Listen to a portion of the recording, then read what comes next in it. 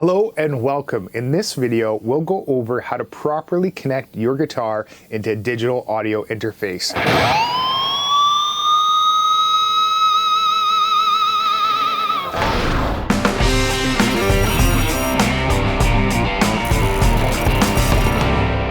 Hi, Jeff here from Quantum DSP, and connecting your guitar to an interface is very simple. However, there are a few things you need to understand to ensure an optimal connection.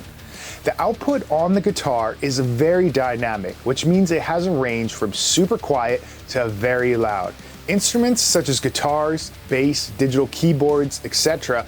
output a signal which is much weaker than a mixing board or an audio interface does. We refer to this output level as an instrument level. This allows the instrument to have lots of headroom to capture all the dynamics of the pickups. Digital audio interfaces and mixing boards operate at line level, which is a measurement of amplitude voltage.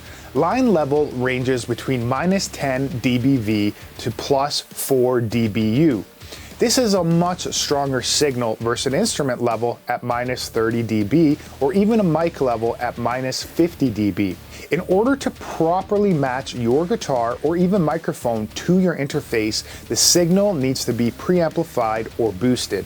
This means if you're plugging in your guitar into an interface with a regular line level input, then you would have to boost the signal with a built-in interface preamp or through an external preamp such as the Universal Audio 6176. Now, luckily, most interfaces today include instrument level inputs.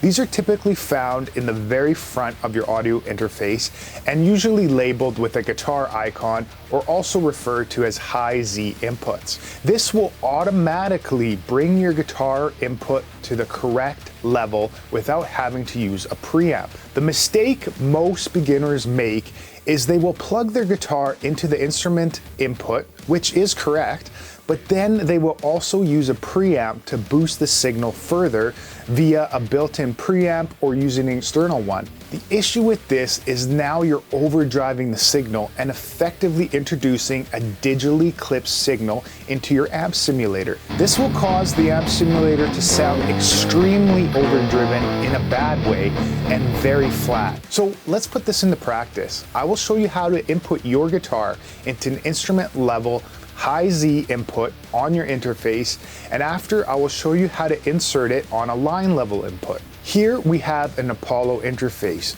You can see on the front we have an instrument input labeled with a picture of a guitar, so we'll be able to plug right into that. Now you can see our interface already knows that we've plugged into a high Z input, and it will automatically bring our instrument level signal up to line level. Here is where it's important for this type of connection to ensure that we have no preamp boost, also known as input gain, applied. Now we can load our guitar simulator plugin and you can see our input level can sit at unity gain and we have full guitar signal. In some cases, when you have a really hot pickup and your input gain is clipping, we can turn the input down slightly on the software side. Now to demonstrate, if we take this same instrument level input on my interface and apply input gain, you can hear how our guitar sound becomes very saturated, flat sounding, and distorted.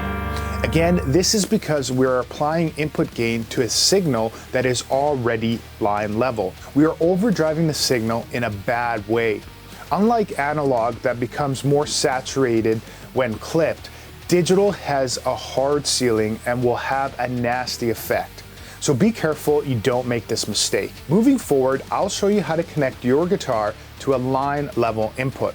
Looking at the Apollo and most interfaces, they will also give you inputs on the back that you can either connect a mic or a line level input.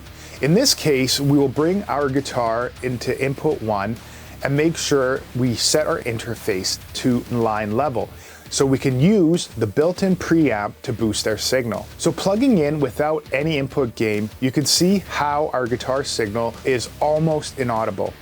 In this case, when we don't have an instrument level input or a high Z input, we need to boost the signal using a preamp. So we would bring up the gain to the loudest point just before clipping while playing our guitar the hardest we would be playing it. Also, we want to keep an eye out on our input level on our amp simulator, making sure it's not clipping. Once you find the balance, you are ready to go. If you are running your guitar into an outboard preamp and boosting the signal there, your outboard preamp will be outputting in line level. In that case, you would want to switch your audio interface input to accept line level. This would ensure that you have a properly matched signal. So in summary, you always want to match the output signal of your instrument to your interface by either plugging right into the instrument line level or line level input. That's how you connect your guitar properly and ensure the best possible sound with your digital amplifier.